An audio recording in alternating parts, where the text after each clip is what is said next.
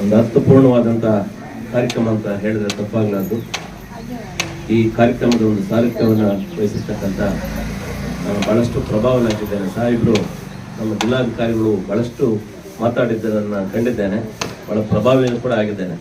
ಯಾಕಂದರೆ ಅವರು ಅಷ್ಟು ಚೆನ್ನಾಗಿ ಮಾತಾಡಿ ಒಳ್ಳೆಯ ಒಂದು ದಕ್ಷ ಆಡಳಿತಗಾರರಾಗಿ ಒಳ್ಳೆಯ ಒಂದು ಸೇವೆಯನ್ನು ಜಿಲ್ಲೆಗೆ ಕೊಡ್ತಾ ಇದ್ದಾರೆ.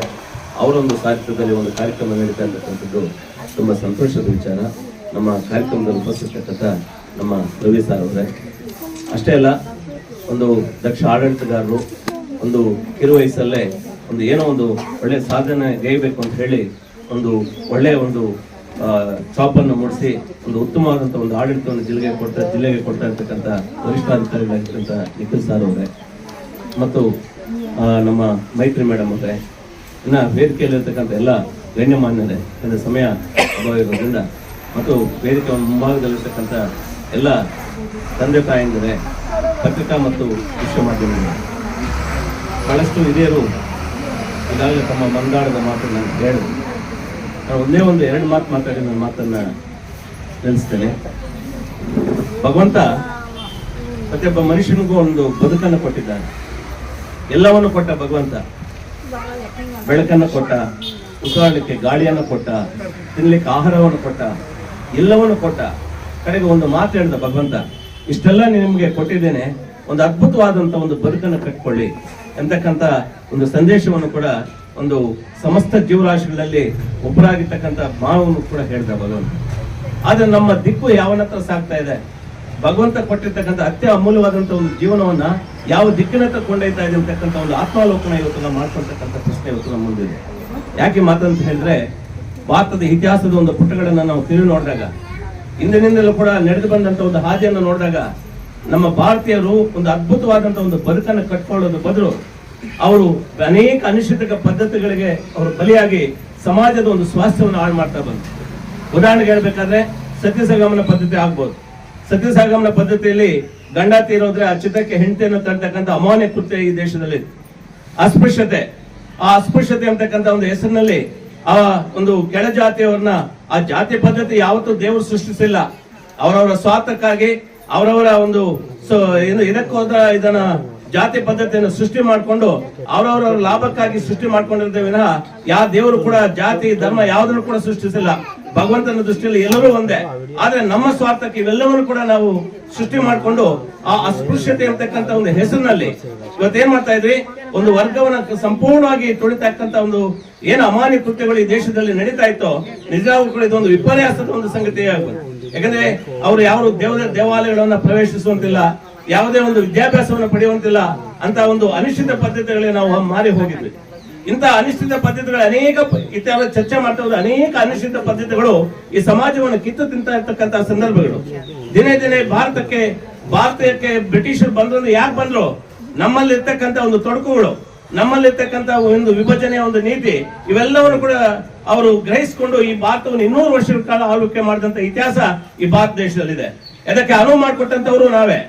ಆದ್ರೆ ಈ ಸಂದರ್ಭದಲ್ಲಿ ಇಂಥ ಒಂದು ಅನಿಶ್ಚಿತ ಪದ್ಧತಿಗಳು ಸಮಾಜದಲ್ಲಿ ತುಂಬ ದೊಡ್ಡತಾ ಇರ್ತಕ್ಕಂಥ ಸಂದರ್ಭದಲ್ಲಿ ಒಬ್ಬ ಮಹಾನ್ ಭಾವನ ಇವತ್ತು ನಾವು ನೆನೆಬೇಕಾಗ್ತದೆ.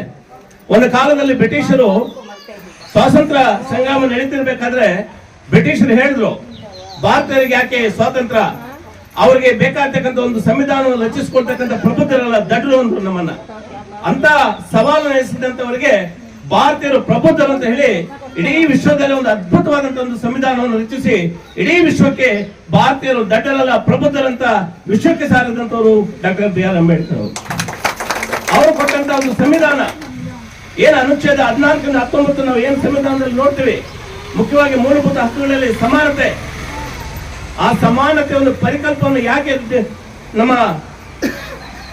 ಬಿ ಆರ್ ಅಂಬೇಡ್ಕರ್ ಅವರು ತಂದ್ರು ಅಂತ ಹೇಳಿದ್ರೆ, ಅವರ ಜೀವಮಾನದಲ್ಲಿ ಅನೇಕ ಕಷ್ಟಗಳನ್ನು ಅನುಭವಿಸಿದವರು, ಅನೇಕ ಅಪಮಾನಗಳನ್ನು ಅನುಭವಿಸಿದವರು, ಇವೆಲ್ಲವನ್ನು ಅನುಭವಿಸಿದಂತ ಅಂಬೇಡ್ಕರ್ ಅವರು ಒಂದು ಚಿಂತನೆ ಮಾಡಿದ್ರು.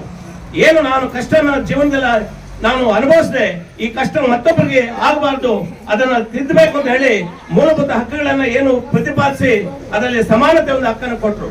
ಅಂದ್ರೆ ಈ ಸಮಾನತೆ ಒಂದು ಹಕ್ಕಿನ ಒಂದು ಪರಿಕಲ್ಪನೆ ಅಂತ ಹೇಳಿದ್ರೆ ಎಲ್ಲರೂ ಕೂಡ ಒಂದು ಆರ್ಥಿಕವಾಗಿ ಸಾಮಾಜಿಕವಾಗಿ ಎಲ್ಲರೂ ಕೂಡ ಸಮಾನತೆಯಿಂದ ಸದೃಢತೆಯಿಂದ ಸಹಬಾಳ್ವೆಯನ್ನು ನಡೆಸಲಿ ಅಂತಕ್ಕಂಥ ಒಂದೇ ಒಂದು ಕಾರಣಕ್ಕೆ ಅವರ ಒಂದು ಸಂವಿಧಾನದಲ್ಲಿ ರೈಟ್ ಈಕ್ವಾಲಿಟಿ ಅಂತ ಏನಂತೀವಿ ಸಮಾನತೆ ಒಂದು ಹಕ್ಕನ್ನು ಕೊಟ್ಟರು.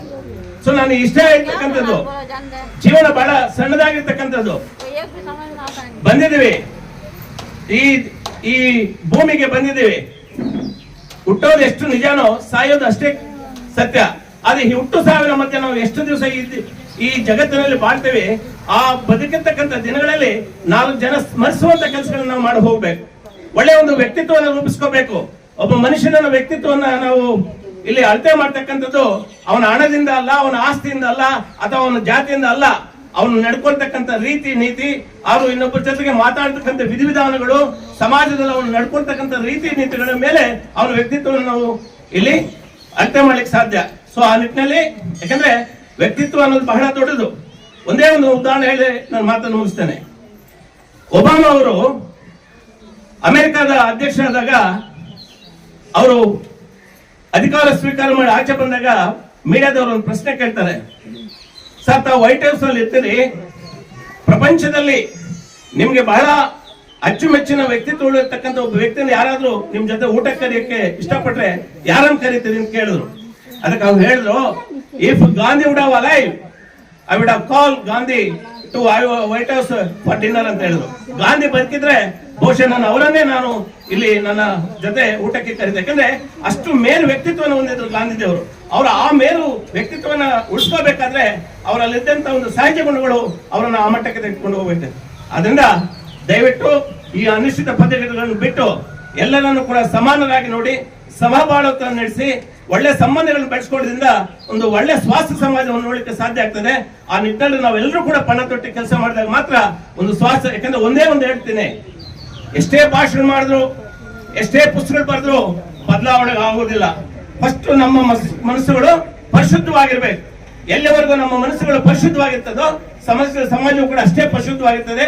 ಹಾಗಾಗಿ ಮೊದಲು ನಮ್ಮ ಮನಸ್ಸುಗಳನ್ನು ಪರಿಶುದ್ಧ ಇಟ್ಕೊಂಡಾಗ ಒಳ್ಳೆ ಒಂದು ಸ್ವಾಸ್ಥ್ಯ ಸಮಾಜವನ್ನ ನಿರ್ಮಾಣ ಮಾಡಲಿಕ್ಕೆ ಸಾಧ್ಯ ಆಗ್ತದೆ ಅಂತ ಹೇಳಿ ನನಗೆ ಈ ಒಂದು ಅವಕಾಶ ಕೊಟ್ಟಿದ್ದಕ್ಕೆ ಎಲ್ಲ ಹಿರಿಯರಿಗೆ ನನ್ನ ನಮನಗಳನ್ನು ಹೇಳಿ ನಾನು ಮಾತನ್ನು ಮುಗಿಸ್ತಾ ಇದ್ದೀನಿ.